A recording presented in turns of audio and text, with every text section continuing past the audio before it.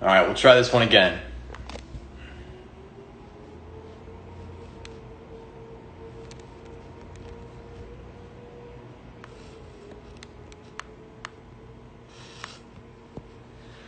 Request Caren.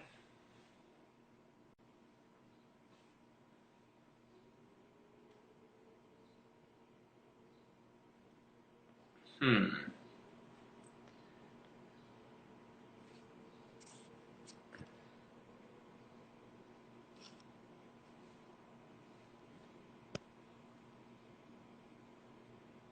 Hey, Tommy. Thanks for joining. We're trying to figure out how to get Caren onto the live stream here. Um, can't imagine it's actually this challenging to do, but it seems to. There's Caren. Hi. Oh my gosh. How you Sorry about doing? that.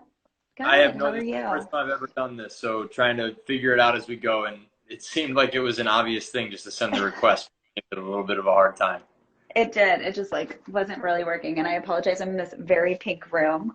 No, it's So, a nice little background there. Appreciate it. thanks. Oh my gosh. Um, Okay, cool. those that have jumped in, this is episode 7 of Coffee Conversations, and we're doing it live with someone else this time. The last few, it's just been me. So happy to have Caren here. I'll have her introduce herself in a minute, but a little bit of background on what this is and why we're doing this. Just short 10 to 15-minute conversations, answering questions from individuals that are familiar with MooseFit, familiar with some of the people that will be going live with, but really want to keep it short just so people can jump in and out and hear some thoughts. The topic of today's conversation is an interesting one, I think, because of the fact that it's a conversation that's happening a lot with non-fitness professionals as far as what the dynamic of the workplace looks like moving forward as we fortunately come out of this pandemic that we've been in for the last year and a half. But what's often not being talked about, at least from the crowds that I've been in, and I seem to be pretty in tune with the fitness crowd in DC and other metropolitan areas, is the changing dynamics of fitness instructors as Hmm. we come out of the pandemic and as studios and gyms, commercial gyms, start to reopen. So wanted to have Caren on today to discuss that as she's experienced it firsthand over the last year and a half. Caren, I'll let you introduce yourself quickly and just let the people know your background and just briefly kind of what you're doing now as opposed to or in tandem with what you've done over the last year and a half to adjust to things. Yeah, so I'm Karen. I am a yoga teacher here in the Washington, D.C. area, 200-hour registered yoga teacher. I pre-pandemic was a part of the Core Power DC community. And once the pandemic hit, obviously that closed our doors. So I made a decision at the beginning of 2020 to launch my own brand platform, what have you, called CP Yoga. I have been incredibly lucky to have full employment over the course of the pandemic, and yoga has always been for me an outlet and a means of creating community. So my intention by creating CP Yoga was to be able to continue that work and just be able to bring yoga into people's homes while also being able to create financial gains for other organizations or community service projects. So this last year has been really incredible, seeing the community rally, seeing people like MooseFit and other platforms that I have participated in bring community and fitness to the forefront of conversations and helping people kind of get through the last year. Um, but yeah, that's who I am. That's what I do. I have since the doors have started flying open. I have since rejoined the Core Power community. I also teach for another online platform, Sparked by Gabby, and then have continued to do some work with MooseFit as well as my own personal platform as well. Awesome. Yeah. So I think the biggest question that I'd like to kind of have a conversation with you about is um, some of the things that you found to be challenging as well as rewarding about going out on your own. And then on the flip side of that, some of the things that are rewarding as well as slightly more comforting, and we can get into that towards the end of the conversation, we start to talk about it. But slightly more rewarding and comforting about working for and working in tandem with a larger name and a larger brand. So I guess to state the first question directly, when you first went out on your own, what were some of the biggest challenges you faced, and what were some of the things that were slightly scary, to use a word directly about that process? Yeah, I think it's always scary anytime you put yourself out there in general.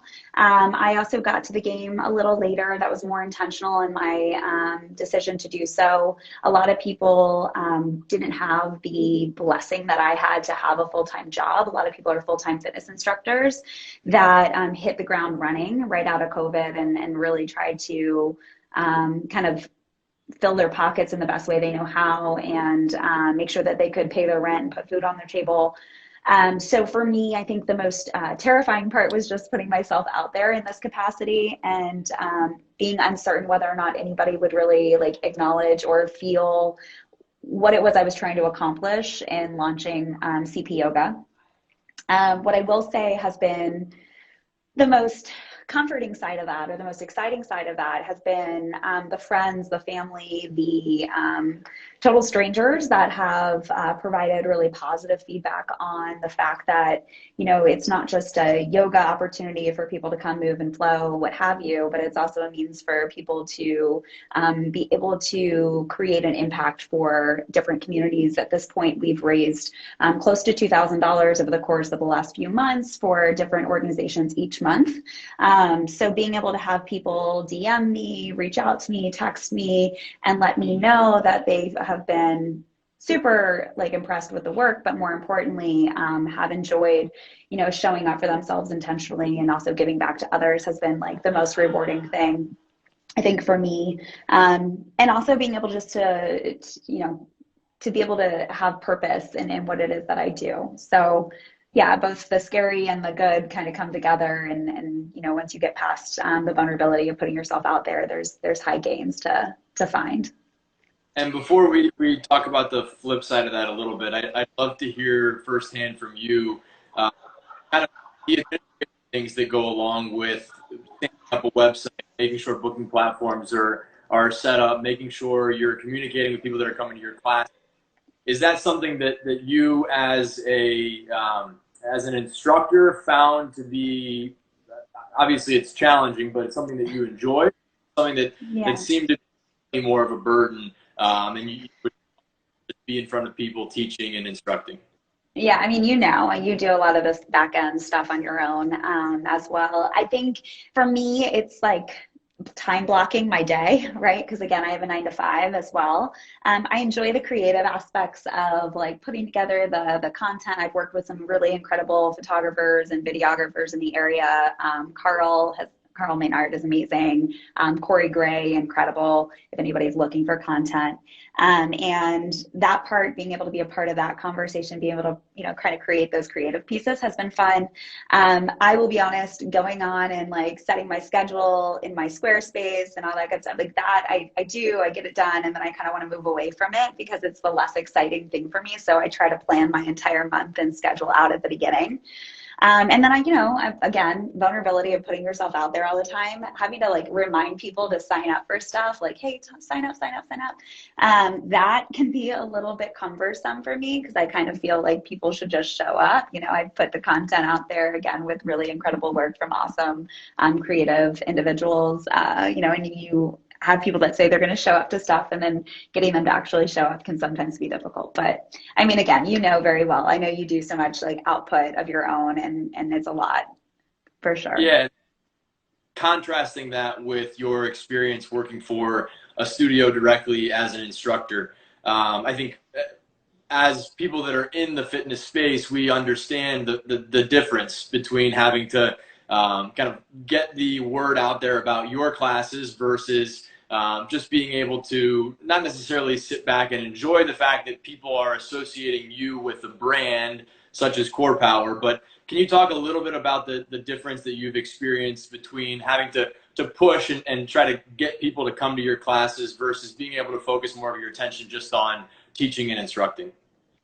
Yeah, it's really interesting. I think anytime you have like you're backed by a big brand where people have a lot of like brand loyalty, and to be totally honest, coming back into the mix, I was like very nervous. I wasn't sure what Core Power would have endured over this last year, with a ton of like bad press, some legal things and so forth. And they've come out of the gates very impressive, and kind of made a lot of adjustments and changes. This is a balancing act, right? It's a balancing act of, if you continue to maintain your own platform, if you continue to work for other platforms or do work with other groups, and you also have your kind of like big brand that you associate yourself with, how do you make sure to share the information about where you're teaching and how often you're teaching, and do so mindfully and not in a means of oversaturating the market or oversaturating your viewers. So I try to keep all of my stuff that's CP Yoga driven on my own CP Yoga Instagram. It's hard because my following is one bigger than the other. But being associated with a bigger brand like Core Power, every single one of my classes has been sold out since we opened our doors, and we're continuously growing the market. A lot of that is because of the studio I teach at being Adams Morgan, being right nestled into a little community already, and just having people that have been waiting in anticipation for those doors to open. So I think it's about not oversaturating your I don't want to say, I don't know, community. But also just knowing that with the big brand, there's less that you have to do there, because people are coming more for the brand, more for the format, more for the heated space. I mean, that is like huge. People in yoga have been craving heated space now for the last like year and a half. So that was a really easy, quick thing for them.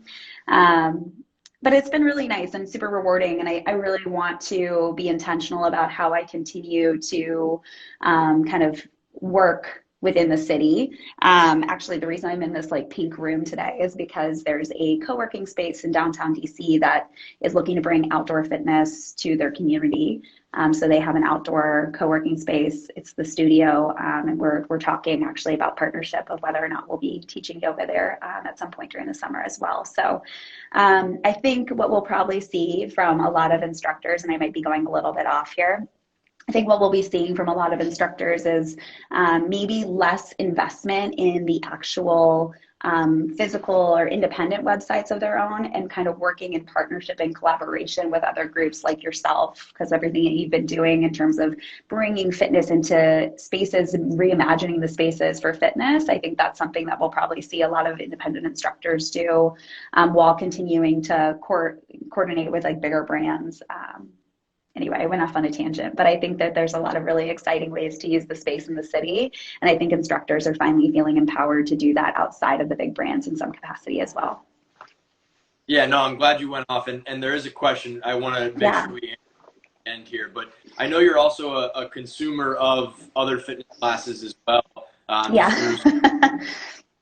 You enjoy F45, Rumble, and I'm sure there's a laundry list of others tried in DC. As a consumer of fitness, what about going to a studio with a larger, well-known brand is different than going to an instructor who's just building their own brand? Because as you said, just in the last couple of weeks and month, you've experienced sold out and fully booked classes with Core Power versus potentially a bit more of a challenging experience filling some of your own classes, be it virtual or in person. So you say from a consumer standpoint, what might be causing one versus the other? Yeah, I mean, I think big brands just are in your face. They're in your face more. I think people crave that inside experience. I've been consuming fitness throughout all of COVID, right? I never stopped. And as soon as studio doors opened up back up in any capacity, I was there. So I've been going to Rumble, F45, all of these spaces throughout the entire, I would say almost the entire pandemic, masked up, ready to move. And you could see the numbers were super low, right? I mean, they were barely like, I was in a Rumble class by myself and it was great. I had a wonderful time. And it's about the equipment for me. It's about the sound system. It's about the instructors. It's about the space, the lighting, all of that stuff is what kind of kept me going. I think that now that people's masks rules are coming down and now that they're changing up the space, there's energy that's associated with that. But I think also people are like finally feeling comfortable and feeling empowered to come back into those spaces. You know, I'm unique in I think the sense that I choose to invest in the instructors that I spend time with. So meaning that even if it was just a solo class, even if it was one instructor, right? I mean, you could get Salu from Rumble or Dasan, get them out into an open space. I would have been there, you know, for them the entire pandemic regardless. And it's mostly because I value the hard work and the workout that they give me. I know Sharon Kim just joined. She's also a Rumble instructor. I mean, these are people that I support them independently, so would have been there. I think that's harder for people that aren't fitness instructors to understand, that you can still get a good workout outside of a studio space, if that makes sense, right? And like, hopefully there's some way to kind of change that idea, because you don't necessarily need the physical space in order to have a really great workout and to be able to get the same endorphins and same energy and same vibe from the instructors. They're showing up for you, so you should be showing up for them, kind of vice versa. Yeah, I just think people are used to certain spaces and they need the space in order to validate the workout. That's a different type of person from a fitness perspective than maybe me or you know, in terms of how we show up. So no shade. Everyone should be able to experience fitness in whatever way they feel most comfortable, and most empowered in doing so. Yeah, absolutely. And I think kind of to tie things together, I think one of the things that people that are in tune with the fitness industry from a professional standpoint, you and I and Sharon and others that have joined, have really been able to see over the last year and a half the true impact that instructors are able to provide to the brands that they work for. And I think a lot of instructors have been able to go out on their own the last year and a half and have seen varying levels of success with that. But I think the one thing that I'm hoping for, and it sounds like you're hoping for as well, is that there is a slightly more symbiotic relationship between studio and instructor that potentially rewards the instructor slightly more than they may already be rewarded. Because at the end of the day, while you said it very, very correctly, people are going to spaces and enjoying the luxury of a space. The reason they're actually going to classes is because of the various instructors. So I think that is one of the big shifts that we've seen over the last year and a half, and I'm looking forward to kind of seeing how that continues to progress as we move back into normal with studios. And I think it's going to be accepting of their own brand being used to further strengthen other larger brands. At least that's what I'm thinking may happen. Yeah. Yeah, I think you're onto something. I think perfect example of this, and this is you've seen some really impressive brands this last year sort of like take to their own thing and do their own thing. Look at Hustle down at the Wharf. You've got 3 incredible previous former SoulCycle instructors that took a chance, took a risk, and have created something like really incredible. You've got people like, I know you're hosting Ibn with Brunchography this weekend at the Longview Gallery. You have people that have just said, hey, you know, I have something to offer and something to give. Let me find a way to like bring this to the forefront in different capacities. And I think if anything, some of these big studio spaces should be a little humbled by acknowledging that some of the instructors have created and become more empowered over this last year, created their own brands to kind of drive a different type of energy around what it looks like post-pandemic. So while I recognize everyone enjoys a space that they're familiar with, you know, I hope that there's a lot. I think one person in the chat just said this, but I hope that people are really finding that opportunity to connect with their instructors, connect with the people that are leading their classes, and get to better understand sort of, you know, what they're about and who they are, and sort of how they can kind of continue to you know, be an active member of the community that they show up for, but also be able to be more tightly tied to the instructors that are kind of leading the way. So anyway. Yeah. To answer, there was a question from a friend of mine, AJ, a couple that ties in with this. If there are strict non-competes with instructors that are working for a studio, I would at least hope that is something that at a bare minimum is changed. I know there are still some gyms, at least from my knowledge, mostly commercial, that are holding instructors to and personal trainers to those non-competes, but at least what I've heard of the studios, there is flexibility for instructors to be able to work on their own and build their own brand, as long as it doesn't become. There's certainly a level of shared respect that has to exist. Structure not cannibalize. Also, Yeah. but I do think that we're moving in the right direction. Instructors and studios being a far more symbiotic relationship than prior to the pandemic, which is one of the positive things we look at from this industry as a result of the pandemic. Yeah. But Caren, if there's anything else you'd like to add, please feel free. Great talking with you. Yeah. Let you close things out.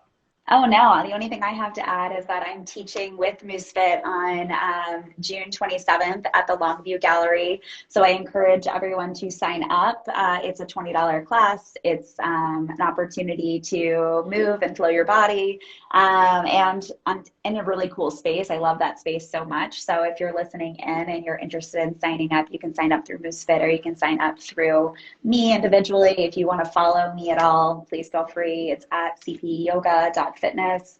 And outside of that, I appreciate the conversation. I love having these kind of conversations with anybody and everybody. So I'm glad you reached out. Yeah, thanks a lot, Caren. As always, it was great talking with you. And actually, would love to see some faces at her class a couple weeks from now. So stay tuned. We'll be announcing some more information about that. But thanks again, Caren. Thank you. See ya. See ya.